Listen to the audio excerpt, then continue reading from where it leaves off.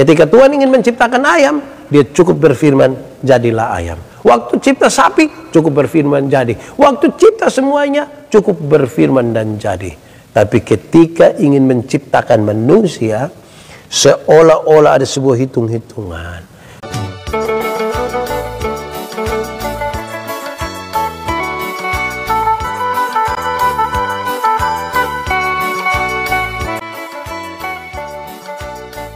Mari kita angkat hati kita dan kita berdoa. Tuhan Allah kami, Bapa yang kekal, Bapa yang kudus, terima kasih banyak di malam penuh berkat malam hari ini. Kami boleh berkumpul bersama dengan jemaat Facebook, jemaat di TikTok, semuanya. Biar ini hanya untuk hormat dan kemuliaan bagi nama Tuhan. Kami semua terbatas, tapi kami punya Tuhan yang tidak terbatas, yang mampu mengerjakan lebih dari apa yang kami bayangkan hari ini. Terima kasih banyak. Harusnya kami beristirahat, tapi terima kasih Tuhan memanggil kami dalam persekutuan ini. Kami akan membaca dan merenungkan firman Tuhan. Tolonglah kami oleh kekuatan Roh Kudus-Mu, supaya kami membaca dan merenungkan firman-Mu dengan baik, dan kami dimampukan menjadi pelaku-pelaku firman-Mu. Terima kasih Tuhan. Jauhkan semua penggoda pencobaan.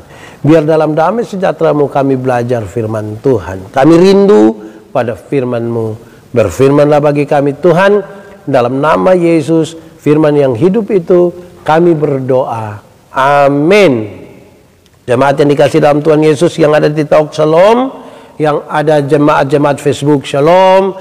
Yang ada dimanapun yang ada di sini, Shalom. Selamat malam semuanya. Malam hari ini satu khotbah lama diminta untuk saya sampaikan, dan saya ingin membacakan kembali untuk kita satu bagian Alkitab dari Kisah Penciptaan. Kejadian pasal 1 ayat yang ke-26. Mari kita buka Kejadian pasal 1 ayat 26. Saya berharap saudara-saudara menyiapkan hati, pikiran, perasaan, bahkan hidup kita sepenuhnya untuk pemberitaan ini. Kejadian pasal 1 ayat 26. Firman Tuhan berkata demikian. Berfirmanlah Allah, baiklah kita menjadikan manusia menurut gambar dan rupa kita, supaya mereka berkuasa atas ikan-ikan di laut dan burung-burung di udara, dan atas ternak, dan atas seluruh bumi, dan atas segala binatang melata yang merayap di bumi. Demikian firman Tuhan. Berbahagia setiap orang yang mendengar firman, memelihara dan melakukan dalam hidup setiap hari. Shalom. Yang ada di sini semuanya, shalom. Karena ini sebuah khotbah lama, saudara-saudara, saya ingin untuk mengajak kita merenungkan kembali. Ada seorang anak-anak sekolah minggu tanya saya begini, Pak Pendeta, kalau manusia mati itu jelas. Kalau manusia mati itu jelas. Kalau tidak masuk surga berarti masuk neraka. Itu kalau manusia yang mati. Tapi bagaimana kalau ayam yang mati, Pak Pendeta? Kira-kira dia masuk di mana? Saya juga bingung dengar itu pertanyaan. Tapi kalau pertanyaan itu ditujukan kepada kita, ayam mati masuk di mana? Separuh bilang masuk di kuali, Pak Pendeta. Separuh bilang masuk di perut, Pak Pendeta. Separuh bilang masuk di tacu, Pak Pendeta. Tapi bagaimana kalau dia mati di hutan? Tetap masuk perut juga. Tapi ini sesuatu yang serius sekali. Itu jawaban semua menunjukkan bahwa manusia berbeda dengan ayam. Amin kok?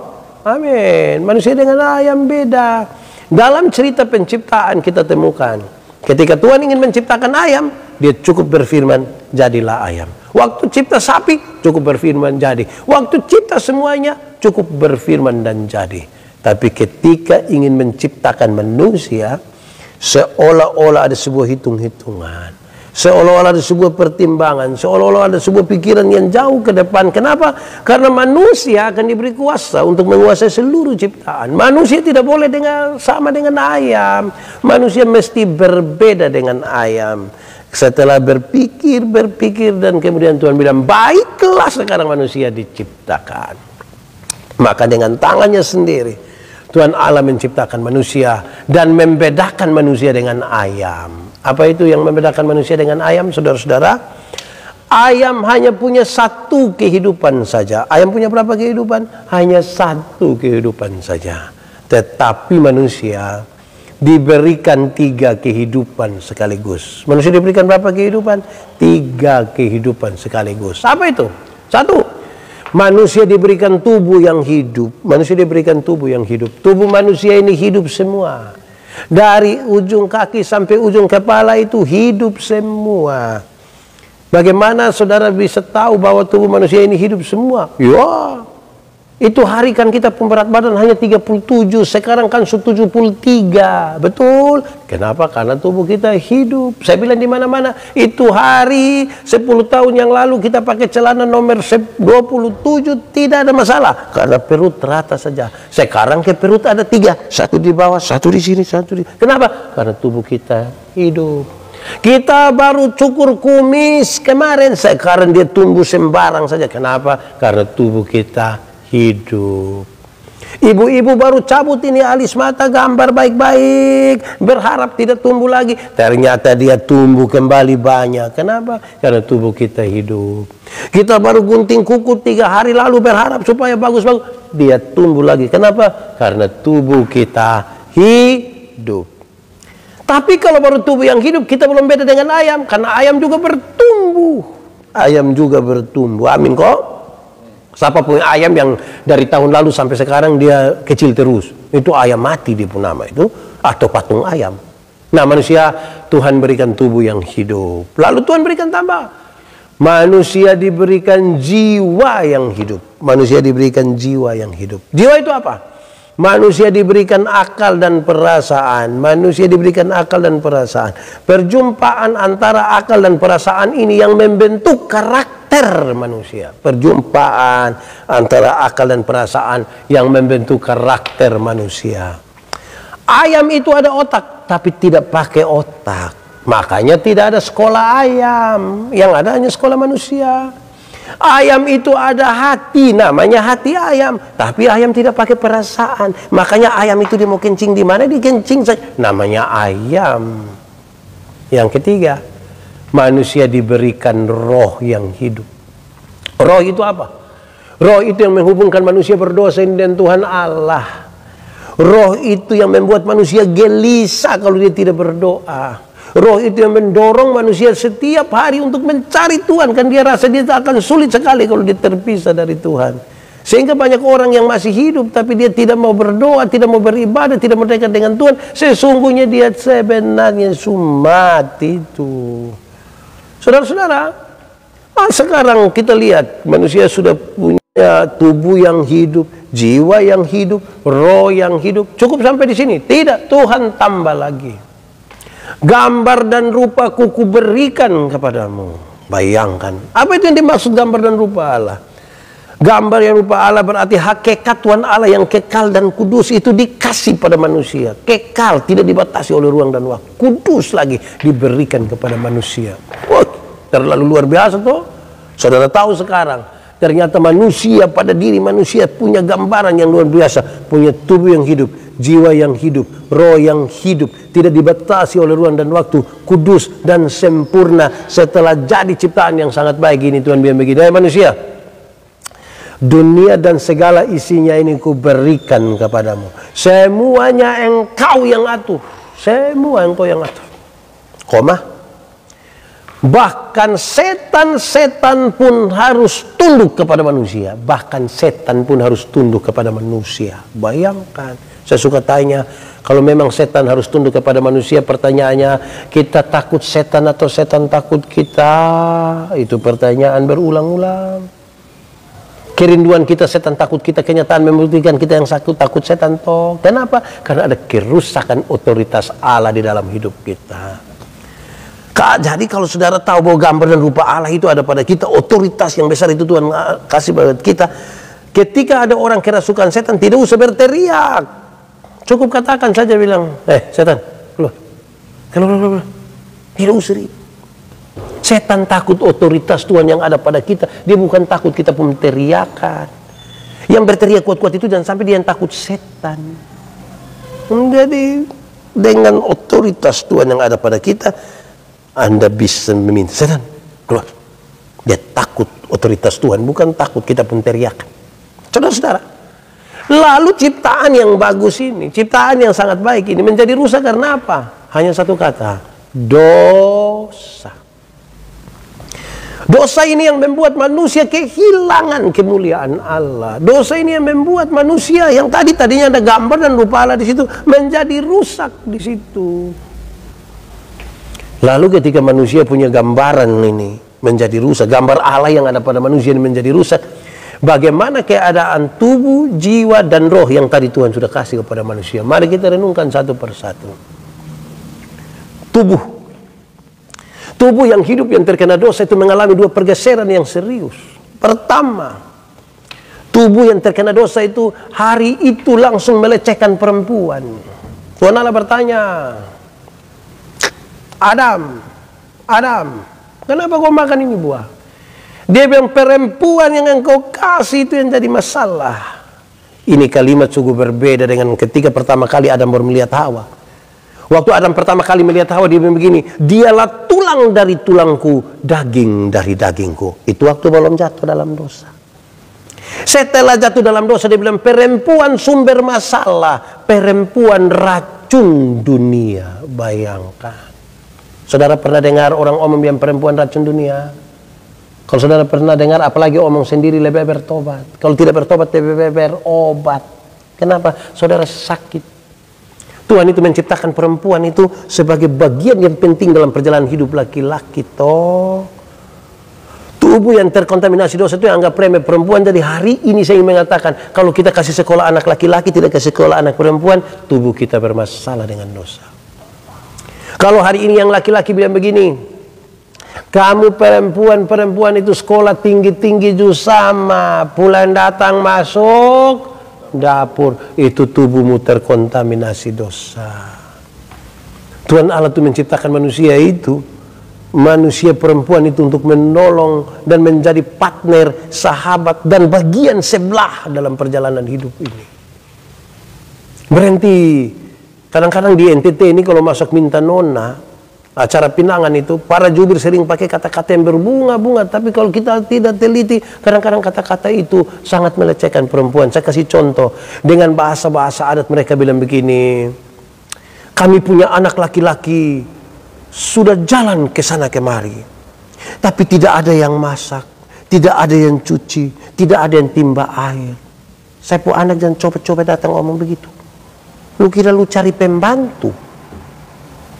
Saya ingat sekali ketika saya masih melayani di Sabu Barat, di Mesara. Waktu itu saya belum menikah. Kalau jemaat lewat saya sementara cuci pakaian di sumur, orang bilang, saya bilang, Pak Pendeta, yuk makannya. Saya bilang, makannya apa? Nikah sudah. Saya bilang, kamu botak, ini tidak betul. Kalau mereka pergi ke rumah saya sementara sapu-sapu rumah, orang bilang begini, Pak Pendeta, makannya apa? Nikah sudah. Kamu otak parah. Pak Pendeta, kenapa setiap kali kita minta Pak Pendeta nikah, Bapak bilang kami otak tidak betul? Saya tanya orang, boleh jawab. Kalau pakaian kotor, apa yang harus dilakukan? Apa yang harus dilakukan? Cuci, bukan kawin. Hanya orang yang otak miring, yang pakaian kotor di sini, dia pergi kawin di sana. Supaya pakaian bersih, itu otak tidak lurus. Kalau rumah kotor, apa yang harus dilakukan? Sapu, bukan kawin. Hanya orang yang otak miring, yang rumah kotor di sini, dia pergi kawin supaya rumah bersih. Ya. Bahwa toh akhirnya ibu-ibu harus sapu, harus masak, harus timba air, bukan karena dia pembantu, tapi dia melakukan itu atas nama cinta. Enak toh. Amin toh. Makanya jangan anggap remeh perempuan. Tubuh yang terkontaminasi dosa itu yang suka anggap remeh perempuan. Belajar hargai perempuan. Itu satu. Tapi yang kedua, saudara, tubuh yang terkontaminasi dosa itu hari itu mulai memberhalakan bagian-bagian tubuh tertentu. Mulai bikin berhala baru, ini bagian-bagian tubuh tertentu. Maksudnya apa? Maksudnya begini, saudara-saudara. Dulu itu Adam dan Hawa itu telanjang saja, tapi tidak ada masalah. Dulu itu Adam dan Hawa itu telanjang saja, tapi tidak ada masalah. Adam telanjang ikut situ, Hawa telanjang ikut situ, tapi tidak ada masalah. Kita yang sekarang ini pakai pakaian rapi-rapi, mahal-mahalin, tapi ke masalah pun banyak lagi. Kenapa? Karena kita mulai jadikan bagian-bagian tubuh tertentu itu berhala baru. Contoh, kita semua ini lagi berpikir kalau orang hidung mancung itu pasti lebih baik dari yang hidung pesek itu. Pernah pikir begitu?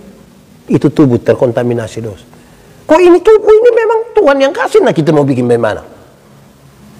Coba ikuti semua iklan-iklan kecantikan kulit di televisi. Semua iklan kecantikan kulit di televisi mengarahkan saya dan saudara untuk mengambil keputusan, kesimpulan seolah-olah kalau orang kulit putih itu lebih baik dari kulit hitam. Seolah-olah begitu. Warna kulit saja di berhala baru. Coba ikuti semua iklan kecantikan rambut di televisi. Semua iklan kecantikan rambut di televisi itu mengarahkan saya dan saudara untuk mengambil kesimpulan seolah-olah kalau orang rambut lurus itu lebih baik dari yang rambut keriting. Bayangkan itu. Saya protes. Saya berkhotbah di banyak sekali acara mendorong budaya positif Valentine. Saya bilang begini, di hari kasih sayang ini yang paling akan menikmati belayan seorang suami adalah mereka yang rambut keriting, bukan yang rambut lurus. Ya, kok bisa begitu? Ya, rambut lurus itu kalau dibelai tidak terlalu enak. Mungkin karena lurus kita bilang sayang, itu ringan saja. Tidak terlalu dahsyat. Yang keriting itu kalau dibelai menarik. Sasa sayang, lebih dapat toh. Jadi jangan hanya gelisah hanya karena rambut keriting. Karena Tuhan tidak pernah salah menciptakan kita. Amin kok? Amin. Seolah-olah sekarang, jangankan itu saudara, berat badan saja bisa jadi berhala baru. Seolah-olah seorang perempuan yang cantik itu mesti berat badan 48 kg, tinggi badan 170 cm. Akhirnya banyak ibu-ibu tidak makan malam. Dorang hanya telan ludah malam. Terus nanti asam lambung naik, kok sakit, baru bilang dalam nama Yesus tidak akan sembuh. Tidak akan. Kita kayak apa kok? Kalau ada ibu-ibu gemuk 2 orang duduk, tiba-tiba yang gemuk 1 lewat sana dan 2 bakorek. Saya dan dia siapa lebih kurus. Berat badan saya bisa jadi berhala baru. Akhirnya penghargaan kita kepada kemanusiaan itu menjadi rusak. Banyak orang ini kan menghargai manusia karena kekayaan, karena jabatan. Dan kerusakan itu kadang-kadang dimulai dari rumah. Saya bicara di mana-mana. Kalau kita tanya, Bapak, anak berapa orang? Anak 4 orang, Pak Pendeta. Terus langsung kerja di mana? Puji Tuhan yang 3 sudah jadi manusia, Bapak. Nah, yang 1. Kalau 3 jadi manusia, nah yang 1 pohon. Atau batu akik. Karena kita menghargai manusia ini bukan karena dia ciptaan Tuhan, gambar dan rupa Allah ada. Lebih kepada kan kita lihat jabatan. Karena kita lihat dia punya kekayaan, kok tidak. Kalau saudara alami begitu, lihat kok bertobat, kok tidak. Itu tubuh yang terkontaminasi dosa. Kedua, jiwa. Bagaimana sekarang jiwa yang terkontaminasi dosa? Jiwa yang terkontaminasi dosa, perjumpaan antara akal dan pikiran itu tidak lagi berimbang. Pada waktu tidak berimbang perjumpaan antara akal dan pikiran, Adam tuduh Hawa. Ada, kenapa kau makan ini? Ini perempuan. Perempuan, kenapa? Ular. Domba baku tuduh. Karena jiwanya sudah bermasalah. Perjumpaan akal dan perasaan sudah tidak berimbang. Hari ini, kalau saudara masih tuduh-tuduh orang, apalagi tidak dibangun di atas fakta-fakta, itu jiwamu bermasalah. Kalau tidak ada fakta, jangan bikin interpretasi. Interpretasi itu kira-kira begini. Ada seorang perempuan dewasa, laki-laki dewasa, bukan suami istri, masuk satu kamar tidur, mereka tutup pintu. Kunci pintu, kasih mati lampu. Saudara duduk begini, saya datang, saya tanya, siapa di itu kamar? Pak ini dan ibu itu. Pertanyaan kedua, dorang ada buat apa di situ? Yang jiwanya bermasalah itu akan bilang begini, tahu sendirian Pak. Tahu apa? Kok saya tidak tahu, suruh saya tahu barang yang saya tidak tahu untuk apa? Itu jiwa bermasalah. Harusnya kalau saya tanya, dong ada buat apa di situ? Jawabannya ringan saja, minta maaf Pak, saya tidak tahu. Titik. Amin toh? Tapi kira-kira kalau dia jawab bilang, tahu sendiri ya Pak, itu positif ke negatif? Positif ke negatif? Negatif. Makanya kalau mau tambah-tambah yang positif, dong ada buat apa di situ? Minta maaf Bapak, saya tidak tahu. Kemungkinan besar dorang 2 ada berdoa Bapak. Ya toh? Lebih positif kok tidak?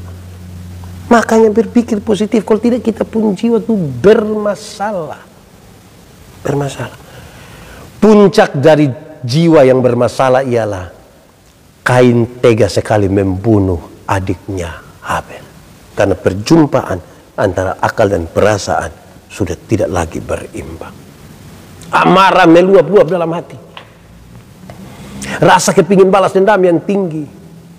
Ketersinggungan yang luar biasa. Itu melekat pada orang-orang yang jiwanya bermasalah. Saya ulang ya, supaya saudara bikin status. Di Facebook, kok di Instagram, kok di apa kok.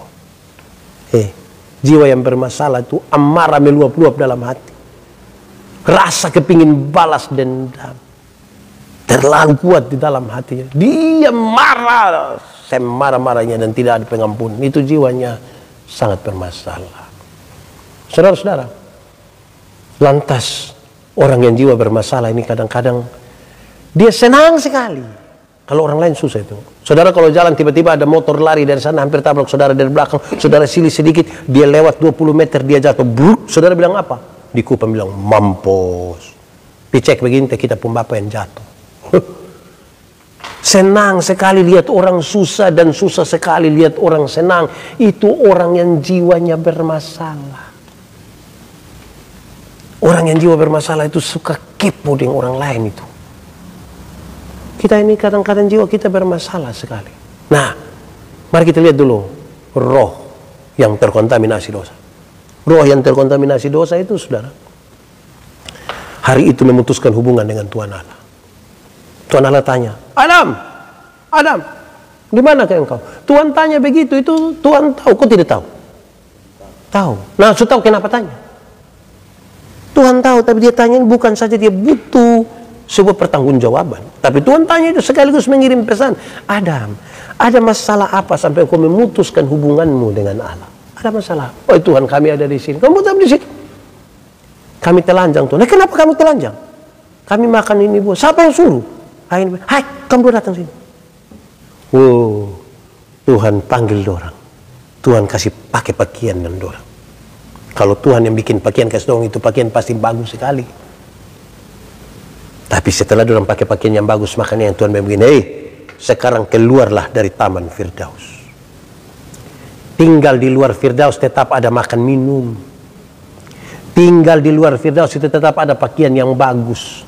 Tapi tinggal di luar Firdaus itu berarti mereka tinggal di luar dari inti kehidupan. Jadi inti kehidupan bukan pada uang, pakaian atau makanan. Makanya kepada penjahat yang bilang begini, Yesus, ingat aku kalau engkau datang sebagai raja. Yesus bilang hari ini juga aku bersama-sama dengan kamu di dalam Firdaus. Aku membawa kembali kamu masuk ke dalam inti kehidupan. Inti kehidupan itu adalah tinggal bersama-sama dengan Kristus di dalam Firdaus. Amin kok? Amin. Saudara lihat, tubuh yang terkontaminasi dosa, jiwa yang terkontaminasi dosa, roh yang terkontaminasi dosa telah menarik kita jauh daripada Tuhan Allah. Banyak orang berusaha mencari-cari di mana Tuhan Allah dan itu sangat sulit untuk diperbaiki. Tuhan tahu itu bahwa usaha manusia pasti sia-sia. Berkenaan dengan itu, Tuhan merendahkan dirinya menjadi manusia di dalam diri Yesus Kristus. Punya tubuh, punya jiwa, punya roh, tapi tidak terkontaminasi dosa. Dia yang tidak berdosa ini, kepadanya ditimpakan seluruh kesalahan kita. Supaya kita kembali sebagaimana citra Allah pertama itu ada pada kita. Kita menjadi bersih, kudus, suci. Dan itu semua memang karena Tuhan Allah yang mengerjakannya bagi kita. Amin kok? Amin. Karena itu saudara-saudara jangan main-main dengan ini. Kalau saudara dipanggil untuk beribadah, beribadahlah. Kalau saudara mau hidup sebagai anak-anak Tuhan, hiduplah tidak dalam kepentingan-kepentingan yang kemudian menunjukkan bahwa ternyata tubuh kita masih terkontaminasi dosa. Kita ini kadang-kadang bermasalah. Satu suku bisa menghakimi suku yang lain. Kadang-kadang begitu. Kalau ada di NTT, dalam konteks NTT itu ada satu orang Timur bodoh, orang ramai dasar Timur, kau pada satu orang saya salah, kami semua kena habis. Ada satu orang rote orang taputar dan bilang otak apa? Rote. Ada satu orang tua laki-laki dewasa jalan siang-siang bawa ayam jantan, dia orang mana? Orang mana? Langsung tahu, dia bayangkan. Padahal belum tentu begitu. Ini kita punya masalah, kita pukul rata semuanya. Tidak begitu. Hei, menjadi timur, menjadi rote, menjadi sabu, menjadi alor, menjadi mana lagi Sumba, Sumbawa, menjadi Jakarta, Medan, Batak, Batak teh, itu semua bukan pilihan. Tuhan waktu mau cipta saya, dia tidak pernah tanya, Yandi, lu mau timur kok Eropa? Kan Tuhan tidak tanya begitu. Tuhan suatu memang kita timur pasti Tuhan mau, ada maksud Tuhan di situ. Terima dulu kita pun diri ini apa adanya. Amin kok. Amin. Yang nona-nona saya kasih ingat, terima kita pun diri, terima itu nyong juga. Yang nong juga. Terima diri sendiri, terima orang lain dalam seluruh kelebihan, dalam seluruh kekurangan. Yang suami istri juga begitu. Kita tidak nikah istri pun baik saja, kita tidak nikah suami pun baik saja. Kita menikah dengan dorang pun kekurangan sekaligus. Dengan dong pun bapak, dong pun mama, yang kita sebut mama mantu, bapak mantu, dari mana? Winlasi. Yang tidak tahu yang ada di kota-kota selain NTT, di daerah selain NTT, kami di sini cukup dengan bapak mantu itu dari Winlasi. Winlasi di mana? Jangan cari di Google, nanti saudara datang cari tahu. Saudara lihat, hanya di dalam diri Yesus Kristus itulah kita dikembalikan menjadi ciptaan yang dahsyat, yang luar biasa, di mana gambar dan rupa Allah itu melekat pada kita. Jangan lupakan itu. Kalau Tuhan sudah panggil kita kembali dan sudah menebus serta menyelamatkan kita, kembalilah kepadanya. Tidak apa-apa. Saya kadang-kadang aneh dengan kita pun diri ini. Jiwa bermasalah. Orang yang jiwanya bermasalah itu tiap kali hanya tersinggung. Sedikit-sedikit tersinggung. Sedikit-sedikit tersinggung. Sedikit-sedikit tersinggung. Tersinggung kok sedikit-sedikit. Aduh. Orang baru lihat dia sedikit. Lihat apa? Itu memang susah. Saudara, begitupun kita, tubuh yang terkontaminasi dosa itu. Jangan anggap remeh perempuan, jangan anggap remeh perempuan. Tuhan tidak menjadikan mereka lebih di bawah dari kita, kita sama. Tadi saya bilang, dari perempuan itu kita tahu bahwa kita laki-laki punya mimpi yang tinggi, tapi kita tidak bisa berjalan sendiri. Manusia itu diciptakan, itu seperti apa ya? Malaikat bersayap satu. Tapi dengan cita-cita yang setinggi langit. Bagaimana dia bersayap satu mau terbang setinggi langit? Apalagi di badan besar begitu. Sayap bisa patah. Makanya dia butuh memeluk orang lain. Kalau laki-laki dia memeluk perempuan. Supaya dua sayap ini dikatakan dua-dua naik. Amin toh? Begitu. Jangan anggap remeh perempuan. Jangan juga jadikan kita pembagian-bagian tubuh ini menjadi berhala baru. Kadang-kadang orang suka bully, orang suka olok, orang punya penampilan tubuh, padahal itu memang dari sana sudah begitu. Ada yang bilang saya, Yandi, yuk, kenapa lu muka pipi semua? Oh memangnya ini saya pipi biar saya di situ. Jangan begitu, jangan rendahkan orang lain hanya kan dia punya penampilan. Lain hal kalau dia pun kuku kaki kotor, nah kasih tahu dia. Tapi kalau dia pun pipi, dia pun apa itu kan Tuhan yang kasih toh, amin toh. Amin. Yuk. Yang orang tua orang juga bapak mantu, mama mantu jangan terlalu pilih anak-anak mantu. Kasihan dong itu. Don't sedih itu. Saudara-saudara, ini hal yang serius. Mari kita sadar diri bahwa kita adalah anak-anak Tuhan, diciptakan menurut gambar dan rupa Allah. Dan karena itu kita mau untuk memeliharanya dengan baik. Tuhan memberkati kita, saudara-saudara. Mari kita tunduk kepala di hadapan Tuhan. Kita angkat hati kita dan kita mau berdoa malam hari ini. Biarlah gambar dan citra Allah yang ada pada diri kita, yang sudah pernah kita hilang karena dosa, kembali karena Tuhan telah menyelamatkan kita. Mari berdoa.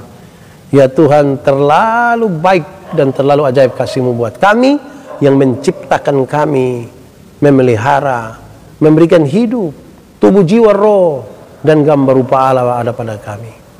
Terima kasih karena setelah kami jatuh, Tuhan menebus kami.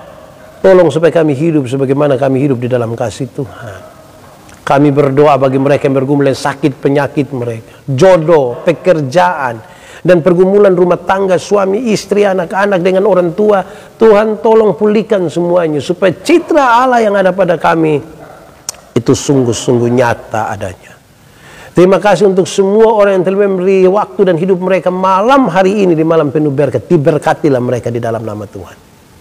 Terima kasih banyak buat semua jemaat Facebook dan TikTok yang malam hari ini mengikuti. Semua yang ada di sini, semua yang ada di rumah, Tuhan memberkati mereka. Diberkatilah semua yang datang dalam nama Tuhan. Apapun yang dikerjakan berhasil karena berjalan bersama Tuhan. Kami mohon penyertaan-Mu sempurna bagi kami dalam istirahat malam kami. Bangunkan kami besok dalam damai sejahtera. Cinta-Mu mengikat dan mempersekutukan kami sebagai orang-orang yang diberkati. Di dalam nama Yesus kami berdoa. Amin.